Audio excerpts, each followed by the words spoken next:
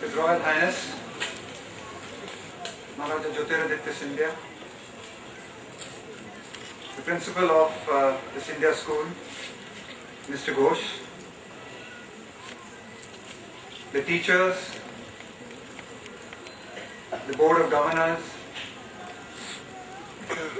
parents, alumni, and most importantly, the students of the Scindia School. Firstly, I must say that and be thankful to His Royal Highness for some very kind words uttered about me just earlier. It was an inspiring talk,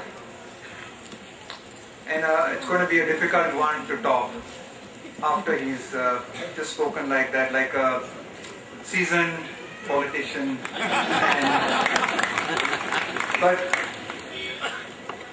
But I think more importantly, someone whom in my interactions with him over the years, in spite of being what he is and his stature, is someone that you can easily relate to.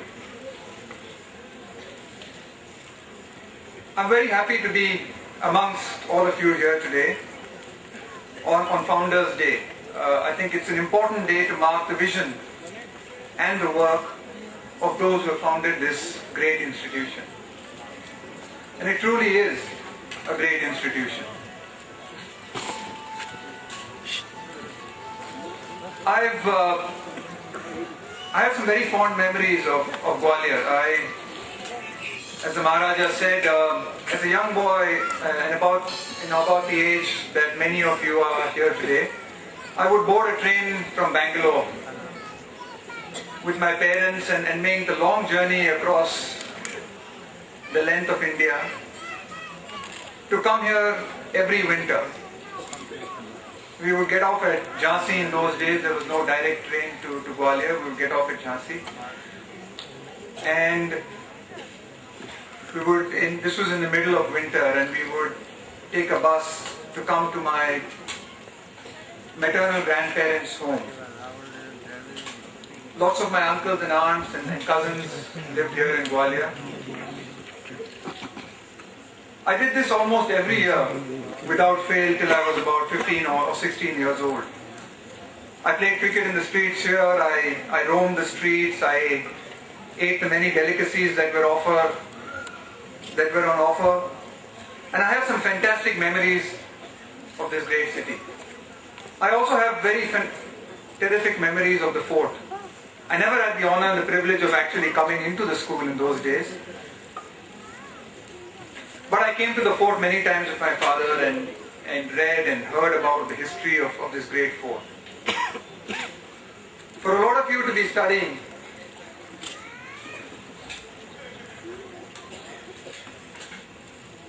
in this place must be fantastic.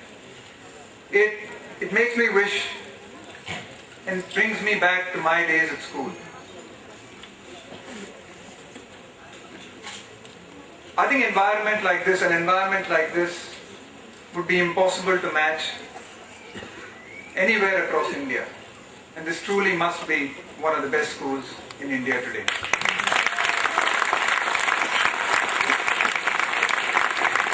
So thank you for having me here today on what I know is a very important day for all of you, which is Founders Day.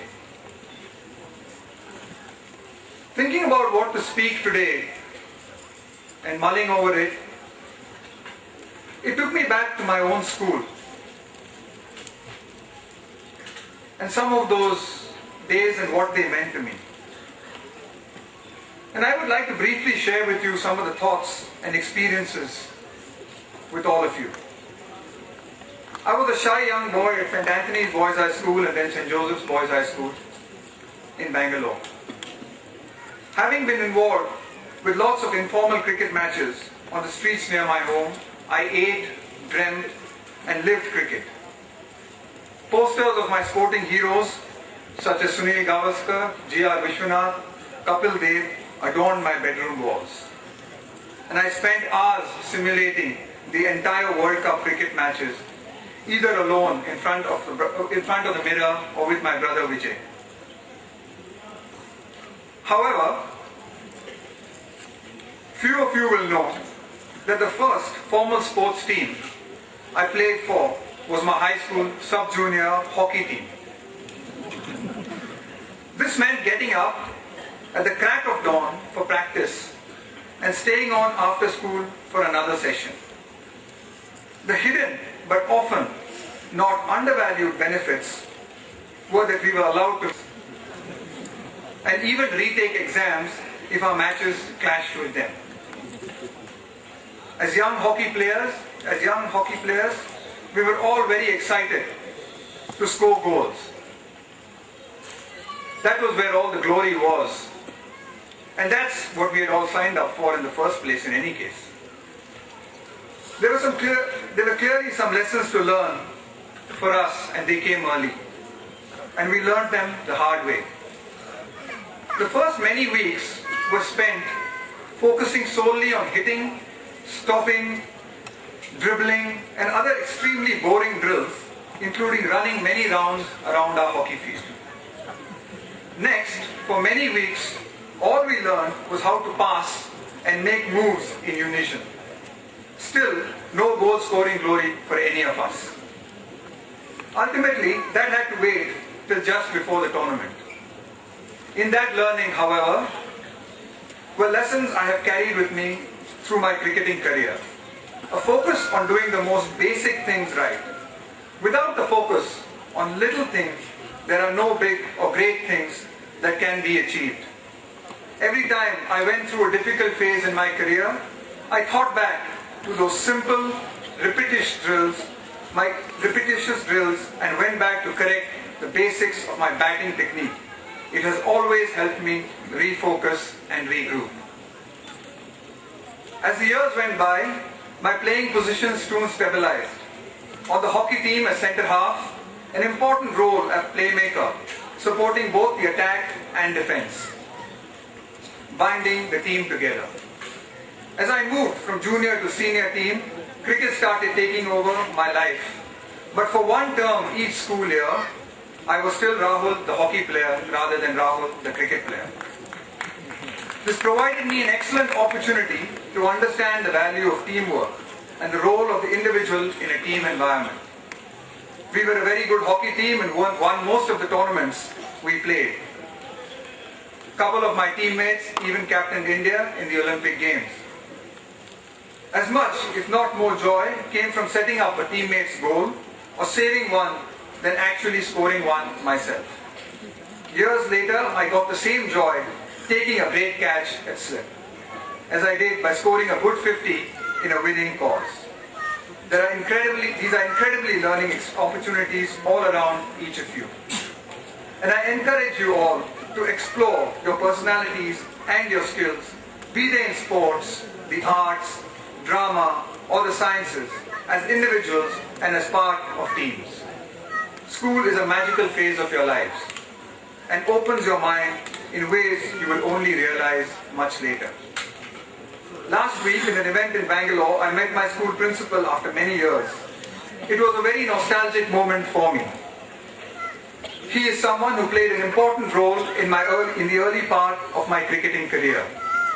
As I was getting better at the game, it started becoming time-consuming and my parents started becoming worried about the impact of this on my studies. They requested a meeting with the principal to express their concerns. Ironically, it was the principal reassuring my parents, instead of the other way around, that I should follow my cricket and that I would do just fine at school. A small incident like this has a significant impact.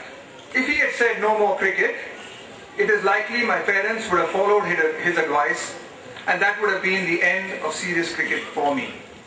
A little push of encouragement like this at a right time can go a long way. The belief of others in your skills and the gift of believing in others are valuable in more ways than I can express.